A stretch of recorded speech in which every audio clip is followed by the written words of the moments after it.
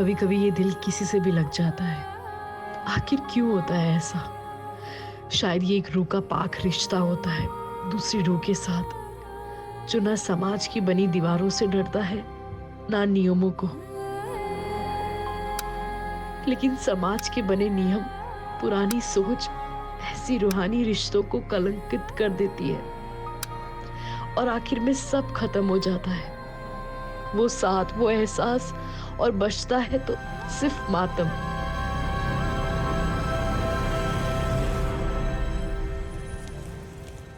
अब्दुल काका। हाँ चांद बेटा। सब तैयारी हो गई है? हाँ चांद बेटा, सारी तैयारियां हो चुकी है। डिनर में किसी भी चीज की कमी नहीं रहनी चाहिए, और हाँ, मीठे में शेर खुरमा जरूर रखिएगा। बस आधे घंटे में शीर खुरमा भी तैयार हो जाएगा। ठीक है। हेलो रुक सर। अब हमसे दूर जा रहे हैं ना, लेकिन याद रखिएगा आप कभी हमसे दूर नहीं रह पाओगे। ये तो तुम्हारी गलत फहमी है। आजकल तो सिर्फ हमें एक ही का ख्याल आता है। चलो हम बाद में बात करते हैं। चांद, सब सेट है?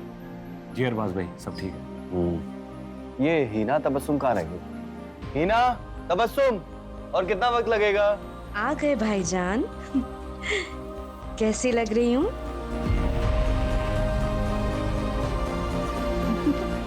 भाभी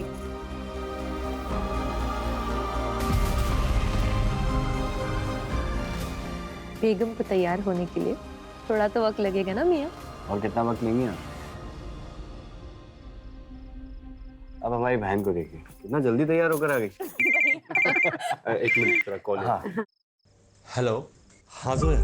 तुम जो कर रहे हो ना चांद, इसका नतीजा अच्छा नहीं होगा। तुम्हारे लिए क्या कुछ नहीं किया हमने।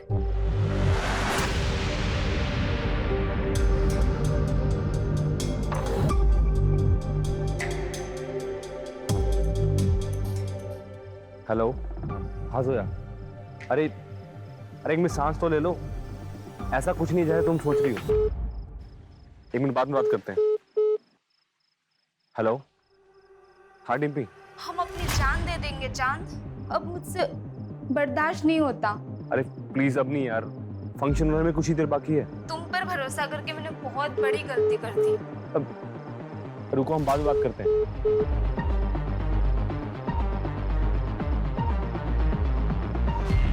हेलो। क्या कर रहे हो? तैयार तो होगी, तो एक फोटो ही भेज दो। अगर हमारे होने वाले शौहर को पता चला तो? प्लीज प्लीज प्लीज जान, एक फोटो। आपको ना थोड़ा इंतजार करना पड़ेगा। अच्छा चलो हम रखते हैं, बारात आने का टाइम हो गया है। ठीक है।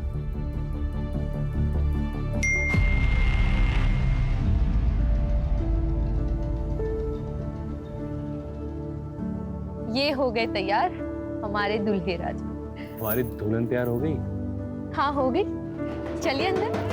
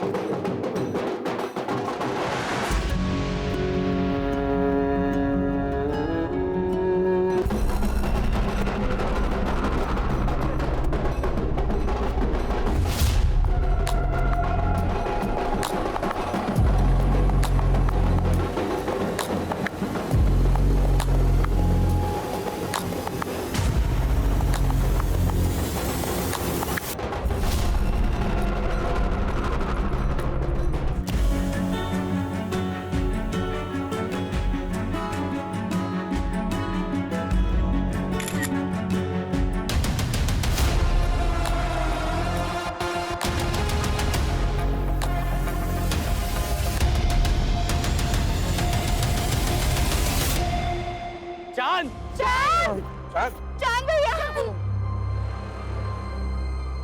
अरे क्या हुआ? क्या हुआ? अरबाज भैया,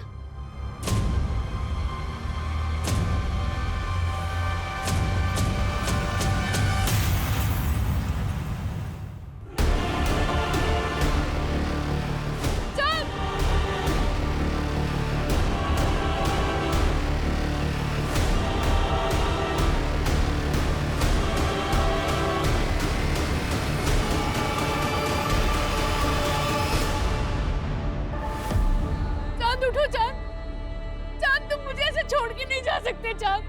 चांद उठो, चांद, चांद।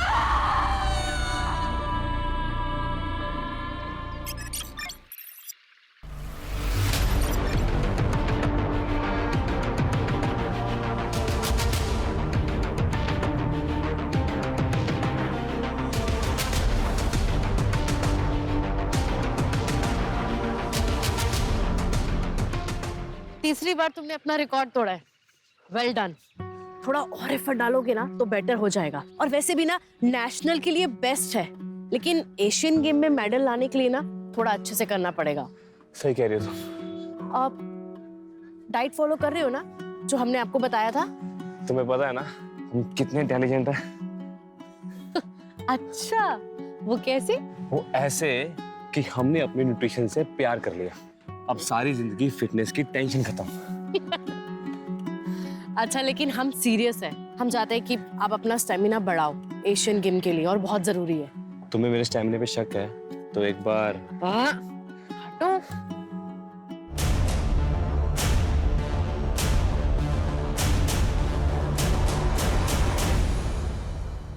सर वो ईद की छुट्टी ली थी इसलिए हम। अच्छा, छुट्टी ली थी तो ये क्या है? सोशल मीडिया पर ये वीडियो चल रहा है। डीएसपी साहब ने ऑर्डर पर बुलाया है तुमको। पुलिस ट्रेनिंग ग्राउंड पर ये सब करोगे? एक मिनट, डीएसपी साहब ने ये वीडियो कैसे देख ली? क्या सारा दिन इंटरनेट पे वो सर्फिंग करते रहते हैं? क्या कहना चाह रहे हैं? देखिए सर, हम सब अच्छे से जानते हैं, अगर आपकी कोई हमारे से प्रॉब्लम है तो खुल के बताइए। ऐसे खेल मत खेलिए। दोस्ती और दुश्मनी सब खुल के करते हैं हम। और ये मत भूलो कि हम तुम्हारे सीनियर हैं। बस इतना कह रहे हैं कि दोबारा ऐसा नहीं होना चाहिए, समझे? जा सकते हो। जी, लेकिन एक बात याद रखिएगा, आप हमें चाहे कितने भी नापसंद करते हो, ऐसे छोटे मोटे बहाने करके आप हमें सस्पेंड नहीं करा पाएंगे। कुछ बड़ा ढूंढ के आइएगा। Sir, sir. जी क्या हुआ बताइए। हमारा नाम रीना है। हमारे नेशनल कॉलेज के पास एक बार है जहाँ पर कुछ लोग हमेशा नशे की हालत में लड़कियों के साथ छेड़छाड़ करते रहते हैं। उस बार का मालिक भी हमारे साथ बदतमीजी करता है। क्या नाम है बार का? PL बार।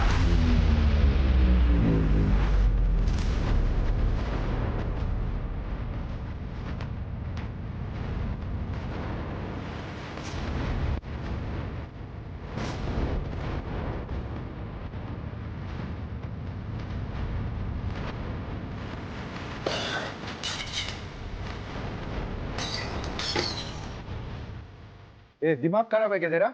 हाँ, इस बोतल का दाम क्या तेरा बाप भरेगा? मेरे बाप की छोड़, अपने बाप दादा को याद कर ले। वर्दी की आखड़ दिखा रहा है। तू जानता नहीं है हमको। कुछ दिन अंदर रहेगा ना तो अच्छे से जान पहचान हो जाएगी। यहाँ बार खोलकर गुंडागर्दी करता है, लड़कियां छेड़ता है। चल बाहर।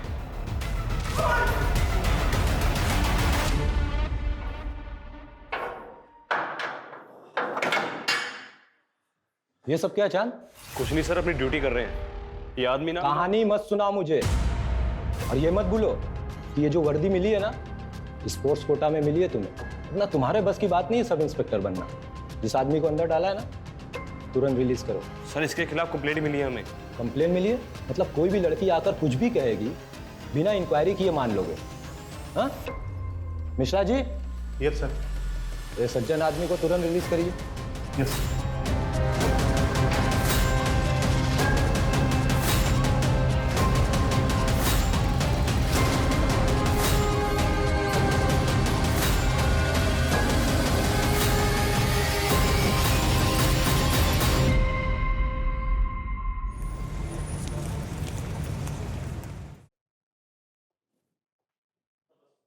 चलिए, निकलिए मेरे घर से।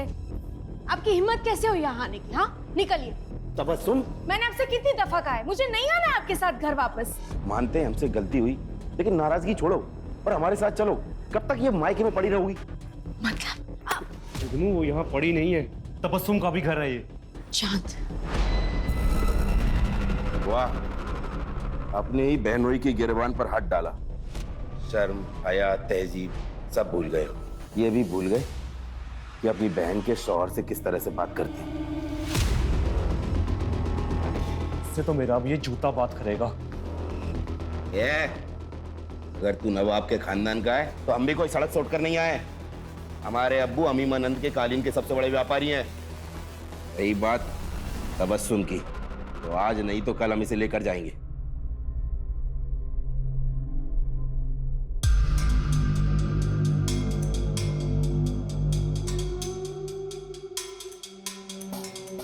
क्या है ये सब? तुम्हें इस बात का अंदाजा भी है कि हम नवाबों के खानदान से हैं? हमने ख्वाब में भी नहीं सोचा था कि हमें इस तरह की बेहूदगी देखने को मिलेगी कभी। वो लड़की न तो हमारी कौम की है और ना ही हमारी बराबरी की है। ये रिश्ता तो हरगिज नहीं हो सकता। निकाह तो हम नैना से ही करेंगे।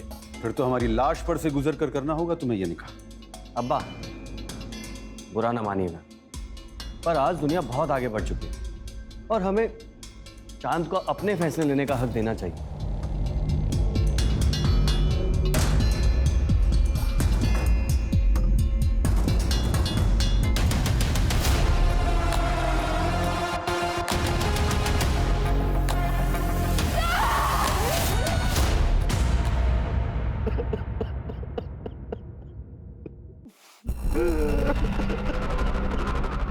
अरे जैसा भी था हमारा साला था, हम सबको छोड़कर चला गया। जब तक पोस्टमार्टम नहीं हो जाता हम हमारे भाई को नहीं दफनाएंगे। बस हमें पुलिस में खबर करनी चाहिए। चांद जवान था, सेहतमंद था, स्पोर्ट्समैन था। उसको कैसे हार्ट अटैक हो सकता है? मुझे यकीन नहीं हो रहा। क्या चाहते हो तुम? अपने बेटे को दफनाने से पहले हम उसके जिस्म के टुकड़े टुकड़े कर दें।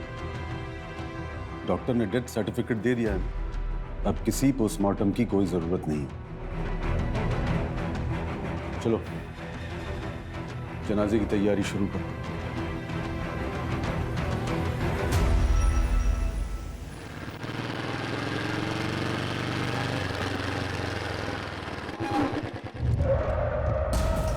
ए, कौन हो तुम लोग?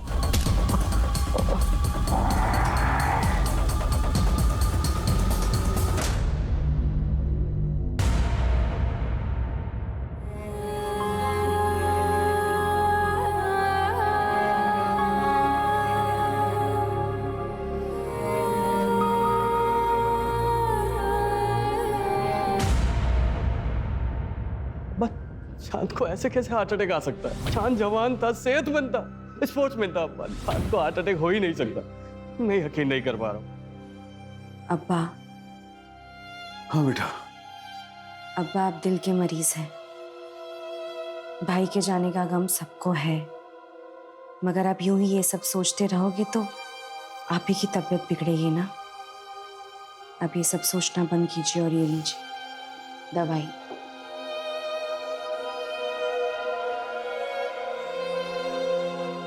आपको आपकी तबीयत का ख्याल रखना है।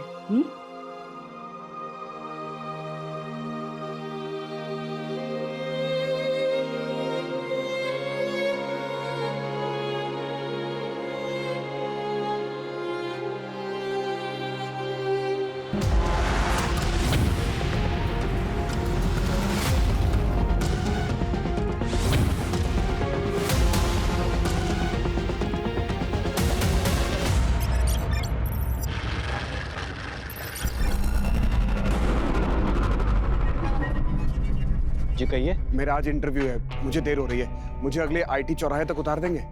आइए बैठिए।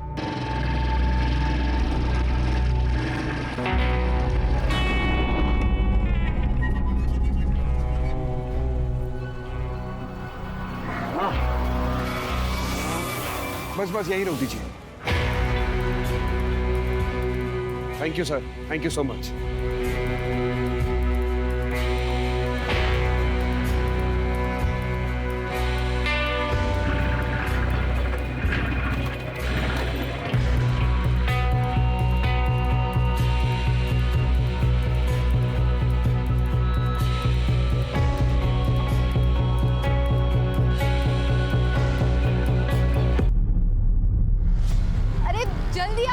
गिर पड़ा है।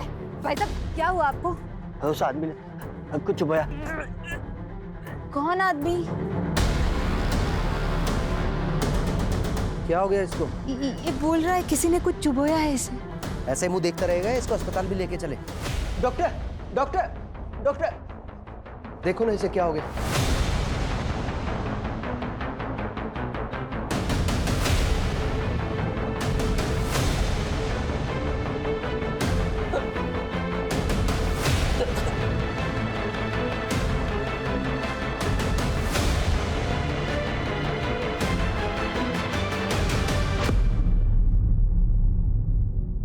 आई एम सॉरी, पर ये नहीं रहे।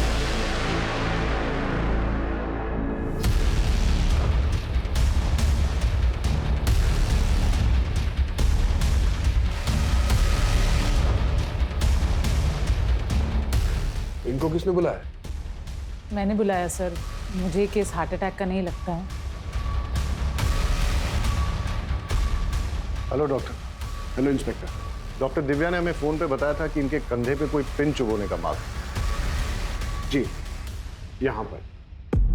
ये कौन लेके आया इनको? हमारे खेत के पास बेहोश था तो हम ले आए। सर, ये इनका वॉलेट है।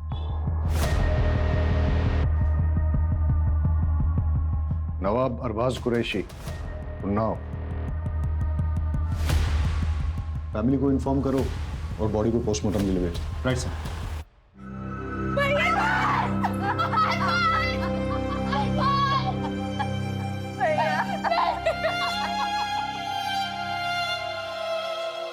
हम नवाबों के खानदान से हैं।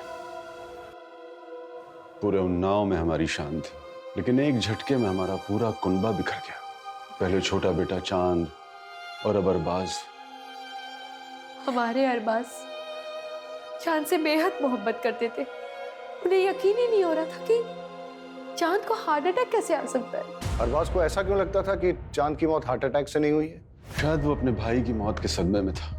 उसकी किसी के साथ कोई लड़ाई हुई थी या दुश्मनी थी? नहीं।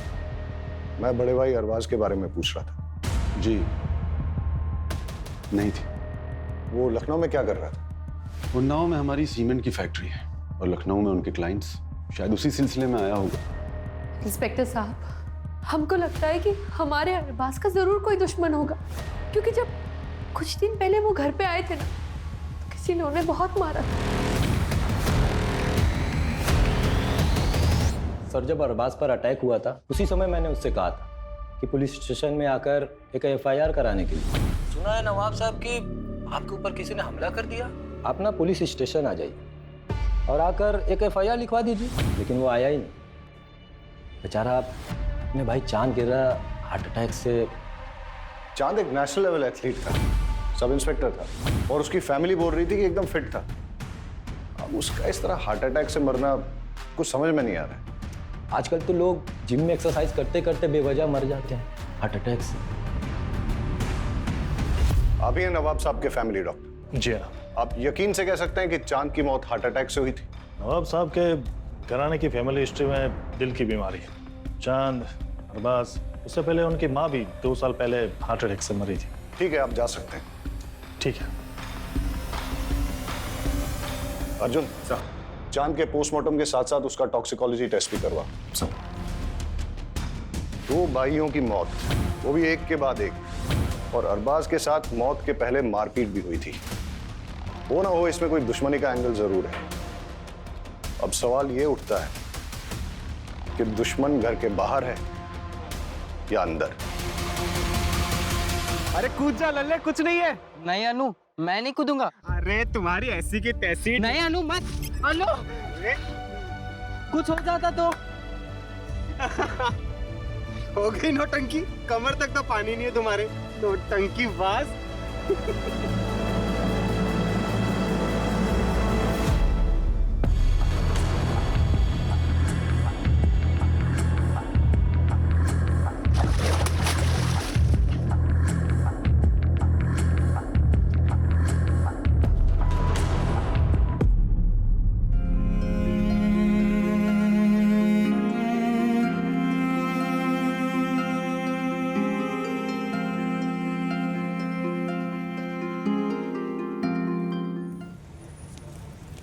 बहुत प्यार करते थे वो हमसे, लेकिन गुस्से वाले भी थे।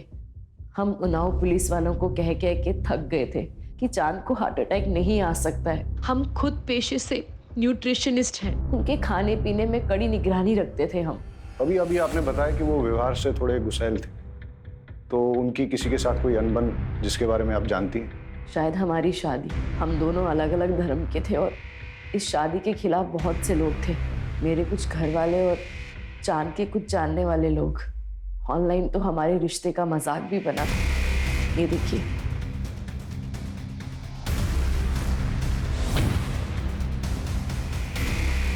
ये वीडियो सबसे पहले किस आईपी एड्रेस से अपलोड हुई, किसने भेजी और किस किस को भेजी, सारी डिटेल्स निकालो।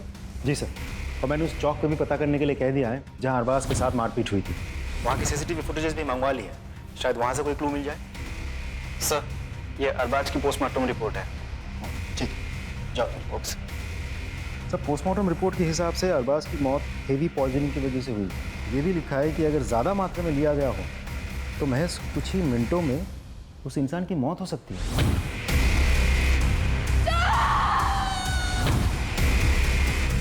पता करो ये जहर कहाँ से प्रोक्योर किया जा सकता है। और हाँ, अगर अरबाज की मौत जहर देने से हुई है तो हो सकता है कि चांद को भी ऐसे ही मारा गया। अर्जुन, चांद हमारे डिपार्टमेंट का ऑफिसर था, उसके कातिलों को छोड़ेंगे नहीं। लेकिन सर, हम पता कैसे करेंगे? चांद का पोस्टमार्टम नहीं हुआ था, उसकी बॉडी को दफना दिया गया था। कोर्ट से उसकी बॉडी को निकालने का परमिशन लेते हैं, उसे इंसाफ दिलाने का यही एक तरीका है। पागल है क्या? क्या कर रहा है तू ये? अनु, मुझे माफ कर दे अनु। माफ कर दे? क्या किया क्या है तूने? मेरी एक गलती की वजह से हमारी दोस्ती टूट गई। वो इतनी छोटी सी बात के लिए लल्ले तू हमारे बचपन का प्यार, बचपन की दोस्ती सब भूल जाएगा? बेवकूफ इंसान, इधर आ।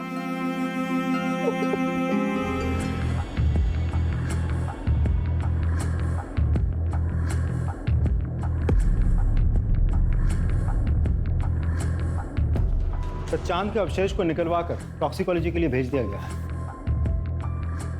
हमारी फोर्स का होनहार ऑफिसर था, फिर भी मरने के बाद भी उसे चैन नहीं मिला। इंस्पेक्टर राकेश के साथ चांद की कुछ प्रॉब्लम चल रही थी। अपने राकेश साहब जो है ना, बड़े साहब, खाने पिलाने वाले आदमी थे, और चांद साहब एकदम सीधे साधे। उनके बीच में कुछ तो झगड़ा चल रहा था। सुन, जो फाइल के पन्ने पलट रहा है ना, बंद कर दे, और जो कर रहा है ना, वो भी करना बंद कर। हम क्या कर रहे हैं सर? सस्पेंड करा देंगे तुझे। नहीं करा पाएंगे सर। आखिर उड़ते हुए तीर को कौन न्योता देता है? चांद और उसके बड़े भाई अरबाज दोनों ही जुगनू और तबस्सुम की तलाक करवाने के पीछे पड़े थे। इससे तो मेरा अब ये जूता बात करेगा, क्योंकि वो दोनों जुगनू को पसंद नहीं करते थे। क्या प्रॉब्लम थी जुगनू के साथ? जुगनू ने झूठ बोल के शादी की थी। न वो नवाब है और ना ही पैसे वाला। दिन भर आवारागर्दी करता रहता है, अयाशी करता रहता है। पता करो ये जुगनू कहाँ टिमटिमाता है। Right sir.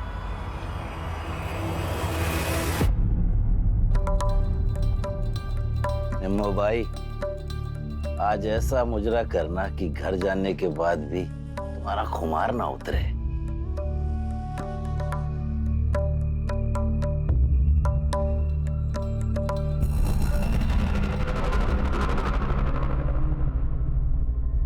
यहाँ तो ताला लगा हुआ है। नजाकत ने लूटा शराफत। पुलिस हमारे घर? चल अंदर बैठ। अरे ये क्या बदतमीजी है? चल।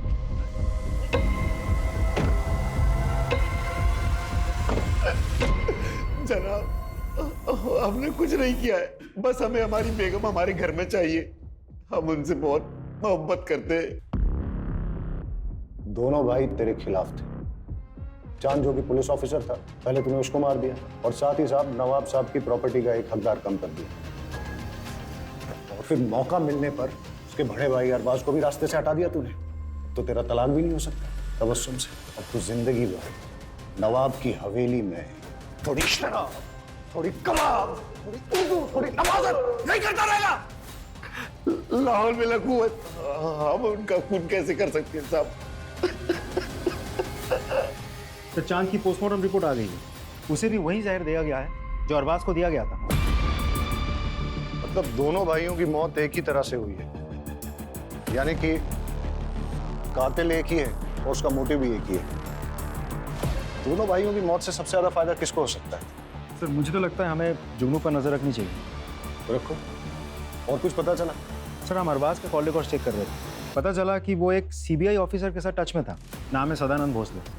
अच्छा, भोसले साहब से अपॉइंटमेंट लो, मिलते हैं। चल। तुम्हारे सोशल मीडिया का पेज नैना और चांद के खिलाफ हेट स्पीच से भरा है। क्यों भाई, क्यों किया ऐसा? सर मैंने लिखा और वो वीडियो भी वायरल की। इसमें क्या गलत किया सर? नैना मेरी कजन है। अगर मैं अपने घर की इज्जत नहीं बचा सकता तो किस काम का हूं मैं सर? ये लोग हमारी बहन बेटियों को भड़का रहे हैं सर। इसलिए चांद को रास्ते से हटा दिया, मार दिया उसको तुमने? गुस्सा तो बहुत आता था उस पे, ऐसे देख के खून खौलता था, लेकिन मैंने उसे नहीं मारा सर। हमारे पास आई विटनेस है जिसने तुमको चांद के साथ लड़ते हुए देखा है। अबे हीरो, चल निकल यहाँ से, वरना तेरी सारी रंगबाजी यहीं निकाल दूंगा। मार लो। शांत, छोड़ो से। क्या कर रहे हो तुम लोग यहाँ? मुझे ना यहाँ पे कोई तमाशा नहीं चाहिए। बैठो। सर उन लोगों के साथ कुछ भी होता है तो पूरी दुनिया ह्यूमन राइट्स के नाम पे खड़ी हो जाती है। हमारी बहन बेटियों के साथ जो हो रहा है उसका क्या सर? नफरत से सिर्फ नफरत फैलती है। एक पुलिस ऑफिसर था वो जो देश के लिए मेडल लाने की कोशिश कर रहा था, मार दिया तुमने उसको, और फिर उसके मर्डर को छुपाने के लिए उसके भाई को भी मार दिया।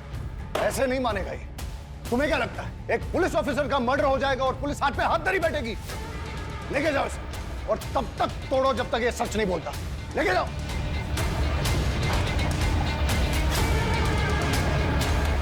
सर खबरों से पता चला है कि अरबाज की मौत से पहले उसके साथ जो मारपीट हुई थी वो बबलू के आदमियों ने की थी। उठा के लाओ बबलू को।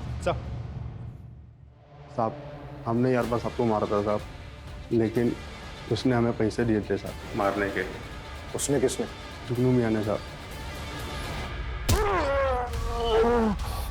अरबाज को पिटवाया तूने?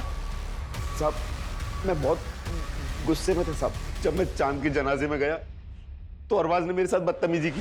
या अल्लाह, हमारे भाई की जान के बदले हमें उठा लिया होता। बस कर ये नाटक। हमारे भाई के जनाजे पे बैठ के ये घड़ियाली आंसू मत बहा। यहाँ पे निकल जाए, यहाँ से निकल, उठ और चला जाए यहाँ से। मुझे धक्के मारकर हवेली के बाहर निकाल दिया। बस इसी बात पे गुस्सा था, लेकिन इसका मतलब ये तो नहीं कि मैंने किसी को मारा है। एक पुलिस ऑफिसर का मर्डर हुआ है, इसे डंडे मार के तब तक मुजरा करवाओ जब तक ये सच नहीं बोलता। लेके जाओ। साहब sir CBI officer Sadanand Bhosle के साथ मीटिंग फिक्स हो गई है।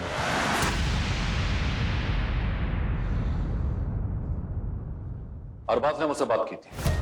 वो चाहता था कि उसके भाई के मर्डर की इन्वेस्टिगेशन सीबीआई करे, लेकिन सीबीआई ऐसे किसी केस को कैसे ले सकती है? मैंने उसे लोकल पुलिस स्टेशन में जाकर एफआईआर दर्ज कराने की बात की थी। सब इंस्पेक्टर चांद का मर्डर केस काफी पर्सनल है सर हमारे लिए। एक पुलिस ऑफिसर को मारा गया और उसके बाद उसके बड़े भाई का भी मर्डर किया गया, और अभी भी हमारे हाथ में कोई ठोस कड़ी नहीं लग पाई। Anyways, thank you.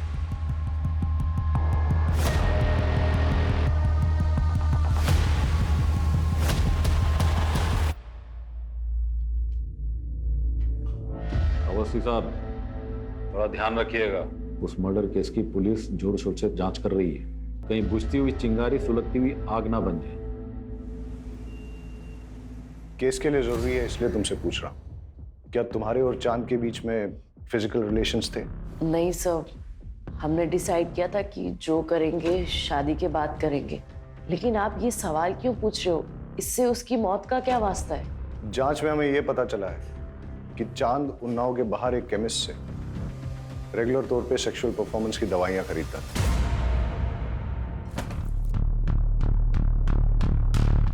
इंस्पेक्टर साहब, आप लोग यहाँ? आपकी हवेली की तलाशी लेनी। सर्च वारंट है हमारे पास। अर्जुन सर, सर्च करो।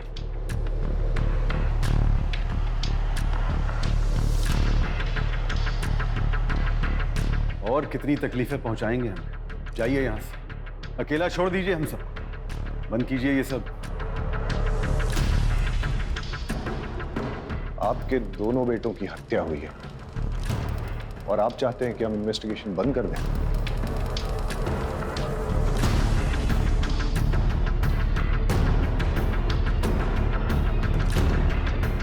सर चांद के कमरे से ये मोबाइल और ये फाइल मिली।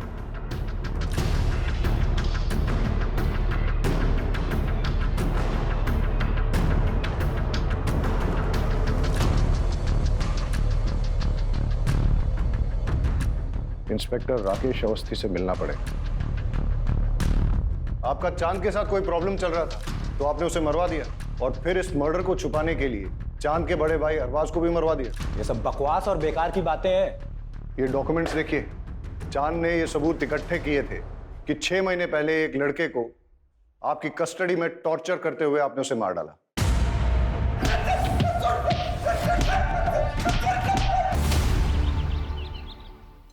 वहीं रुक जाओ, वहीं रुक जाओ। अगर हमारा बेटा तुम्हारे प्यार में नहीं पड़ा होता ना, तो आज वो जिंदा होता। अगर आपने अपना बेटा खोया है तो मैंने भी अपना प्यार खोया है। कुछ नहीं खोया है तुम, लेकिन हमने अपना बेटा खोया है। और हमें तो कभी कभी लगता है कि तुम्हारे घर वालों में से किसी ने हमारे बेटे को। अब वो आपकी तबीयत खराब हो जाएगी। आपको जो लगता है लगता रहे। बाहर के लोगों को भी ना बहुत कुछ लगता है। आपने तो चांद का पोस्टमार्टम भी नहीं होने दिया ना। बदतमीज, निकल जाओ यहाँ से। अब्बू संभालो, अब्बू संभालो अपने आप को। अब्बू, अब्बू। आज के बाद कभी भी मेरी बेटी के आसपास भी दिखाई दिया ना, तो जान से मरवा दूंगा। रिद्धि से प्यार करते हैं हम, आपको जो करना है वो करिए। ये ऑडियो फाइल अमर की iCloud स्टोरेज से मिला है, और साथ ही उसकी और आपकी बेटी रिद्धि की बहुत सारी फोटोज भी मिली। और क्या मिला? और एक वीडियो भी मिला है जिसमें अमर ने डर जताया कि आप उसका खून करवा सकते हैं। सब बकवास है, झूठ है। ये रही उसकी असली पोस्टमार्टम रिपोर्ट जो आप लोगों ने बदल दी थी। इस रिपोर्ट में यह साफ साफ लिखा है कि उसकी मौत 11 हड्डियां टूटने और इंटरनल ब्लीडिंग से हुई है। और जब ये सबूत चांद ने इकट्ठे किए तो आप लोगों ने उसको मरवा डाला। और जब अरबाज चांद के मर्डर की सीबीआई इंक्वायरी चाहता था तो उसको भी खत्म करवा दिया आपने। फिलहाल इतने सबूत काफी हैं आप लोगों को अंदर करने के लिए, और बाकी आपका जुर्म हम कोर्ट में साबित करेंगे। चांद और अरबाज का खून हमने नहीं किया है। आपको यकीन नहीं है तो आप उनके वालिद नवाब साहब से पूछिए कि उन्होंने चांद का पोस्टमार्टम क्यों नहीं होने दिया।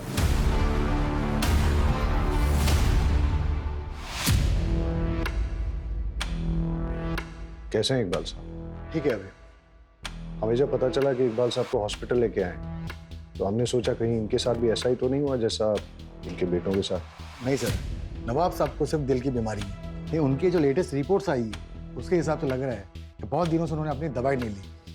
मगर अब्बा तो उनकी दवाई हमेशा वक्त पर लेते थे और हम हमेशा उनकी दवाई अपने साथ ही कैरी करते थे। वक्त पे वक्त अगर जरूरत पड़ गई तो आप हमें 2 मिनट दीजिए, हम लेकर आते हैं।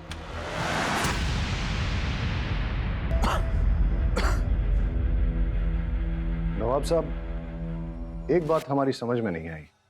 आपने अपने छोटे बेटे चांद की बॉडी का पोस्टमार्टम क्यों नहीं होने दिया? बचपन से जिसे दिल से लगाकर पाला, पोसा, बड़ा किया, उसके टुकड़े कैसे होने देते? ये रही दवाई। ले दीजिए मुझे।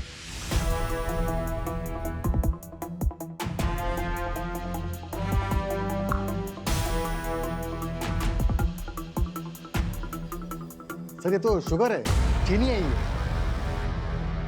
कौन देता था इन्हें दवाई?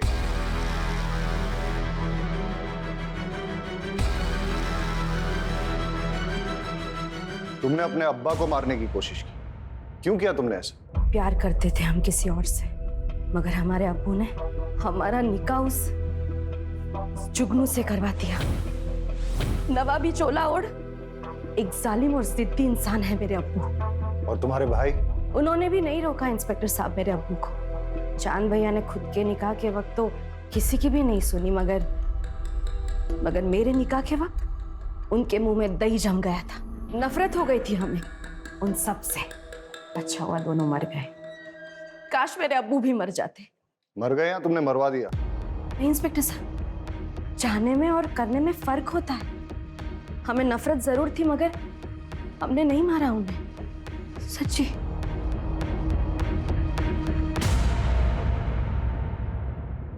चांद और अरबाज के केस में इतने सारे सस्पेक्ट्स हैं। सन्नी, जुगनू, इंस्पेक्टर अवस्थी, इकबाल कुरैशी, तबस्सुम, हीना, कोई भी हो सकता है। लेकिन सर अभी भी समझ में नहीं आ रहा है कि चांद और उसके बड़े भाई अरबाज को मार कौन सकता है। इनमें से कोई भी हो सकता है, या फिर नैना, क्योंकि जो जितना भोला भाला दिखता है वो उतना ही शातिर भी हो सकता है। एक काम करो अर्जुन, चांद और अरबाज के केस में ये जितने भी सारे सस्पेक्ट्स, सबकी डिटेल्स फिर से निकालो, छोटी से छोटी चीज भी चेक करो। कुछ तो है जो हमसे छूट रहा है। सर बस एक कड़ी हाथ में आ जाए तो सारे पेज खुल जाएंगे। सर बाकी सब तो क्लीन है, लेकिन एक इंटरेस्टिंग बात सामने आई है। पिछले 2 साल में हिना ने अपने बैंक अकाउंट से कोई ट्रांजैक्शन नहीं किया था, लेकिन अरबाज के मौत से 2 दिन पहले हिना के पिता ने उसके अकाउंट में 10 लाख रुपए ट्रांसफर किए थे, और अरबाज के मौत के 10 दिन बाद हिना ने वही 10 लाख रुपए कैश में विड्रॉ किए थे। जी हमने डाले थे पैसे, हिना को पैसों की जरूरत थी। अरबाज के बिजनेस में काफी नुकसान हो गया, इसीलिए कुछ पैसे की जरूरत थी। कितने पैसे बेटा? करीबन 50 लाख के आसपास। आपने वो 50 लाख रुपए शौहर को बचाने के लिए इस्तेमाल किए या शौहर को प्रॉब्लम में डालने के लिए? मतलब अरबाज के मरने के 10 दिन के बाद आपने वो सारे पैसे निकाल लिए कैश में, क्यों और किस लिए? घर में जरूरत थी इसलिए। हमने नवाब साहब से भी बात की और तबस्सुम से भी। आपने घर पे न तो वो पैसे किसी को दिए हैं और ना ही घर के खर्च के लिए इस्तेमाल किए। कहाँ इस्तेमाल किए वो 50 लाख? सुना है आपने अपने पर्सनल क्लिनिक के लिए नए इक्विपमेंट खरीदे। हाँ तो सर इसमें क्या क्राइम हो गया? ये क्राइम तो नहीं है, लेकिन ये 50 लाख रुपए आपके पास आए कहाँ से? मेरे पैसे हैं, मैंने जमा किए थे। चलिए वो छोड़िए, ये बताइए, आप तो लखनऊ में प्रैक्टिस करते हैं, तो फिर आप जिस दिन चांद की मौत हुई उस दिन उन्नाव में क्या कर रहे थे? जिस ऑटो में आप बैठ के गए थे और आपने जो उसको ऑनलाइन पैसे ट्रांसफर किए थे भाड़े के तौर पे, उसका रिकॉर्ड भी है हमारे पास। और उस ऑटो वाले ने हमें ये बताया कि आप ऑटो में वेट कर रहे थे, जब चांद की बारात आई तभी आपने उसे छोड़ा। हम उस जहर तक भी पहुंच गए जो आपने लैब टेक्नीशियन संतोष सिंह से खरीदा और जिस जहर को आपने चांद और अरबाज में इंजेक्ट किया। डॉक्टर साहब अब तो सच बोल दो, मैंने दोनों का खून किया।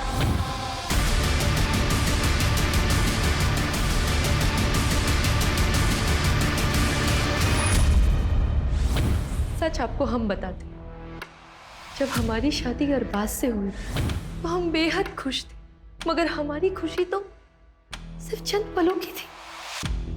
शादी के बाद हमको एहसास हुआ कि अरबाज हमसे प्यार नहीं करते। हमारी शादी को 2 साल हो गया था, मगर उन्होंने कभी हमें हाथ तक नहीं लगाया।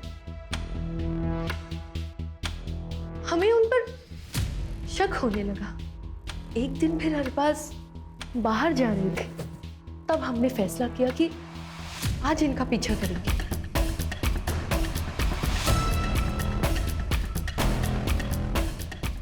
अरे लल्ले, आज तुम हमसे मिलने आए हो? हमने देखा कि हमारे शौहर एक मर्द के साथ मोहब्बत कर रहे थे। पागल है क्या तू? मरना है तुमको? आई लव यू टू लल्ले। जब तुमने मुझे एकदम से किस कर लिया था तो मैं घबरा गया था, मैं अपने आप को एक्सेप्ट नहीं कर पा रहा था मैं। पर सच बात तो यह है कि आई लव यू टू। लेकिन अनु, दुनिया हमें समझ नहीं पाएगी। हमें कुछ करना पड़ेगा। अगर मैं दुनिया के सामने मर जाऊं तो? पागल है क्या तू? नहीं, मैं लखनऊ जाके रहूंगा। तुम आते रहना मुझे मिलने के लिए, किसी को कुछ नहीं पता चलेगा। जब हमने अरबाज से कन्फ्रंट किया तो उन्होंने हमें थप्पड़ मारा। हम पूरी तरह से टूट गए थे।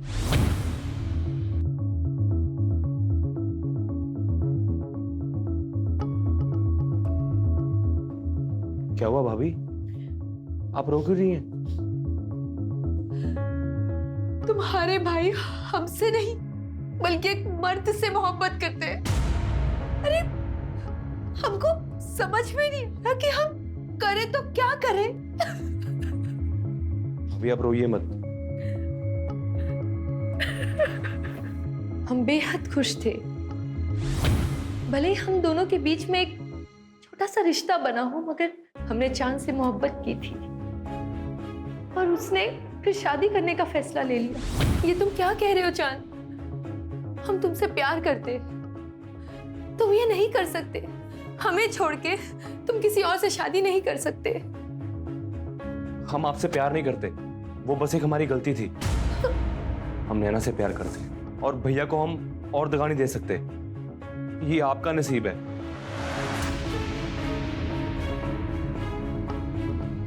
एक भाई ने हमें तन्हा कर दिया और दूसरे ने हमारा प्यार किसी और को उठा कर दे दिया। ये देखकर हमारी तो इतनी ठेस पहुंची कि हमारा दिल पत्थर का बन गया साहब। जब एक इंसान का दिल पत्थर का बन जाता है ना, तो इससे कोई फर्क नहीं पड़ता। हमें रत्ती भर भी अफसोस नहीं हुआ ये फैसला लेते हुए कि अब हम इन दोनों को मार देंगे। ऊपर वाला आपको दोनों जहां की खुशियां अता फरमाए।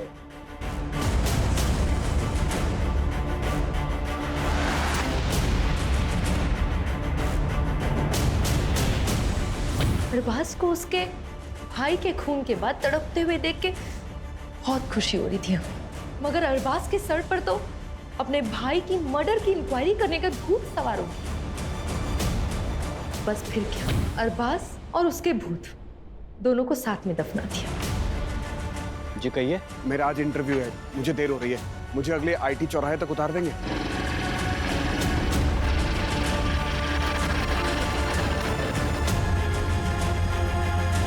हाँ,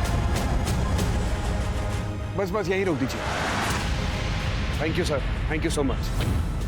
मैं उस दिन जानबूझकर हॉस्पिटल देर से पहुंचा।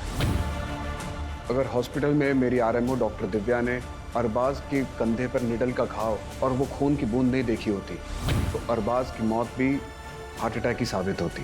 मासूमों का बहाया हुआ खून कभी भी खामोश नहीं रहता। एक एक खून की बूंद गवाही देती है। अब जिंदगी भर जेल की चारदीवारी के बीच बैठकर सोचना किसका गुनाह बढ़ा।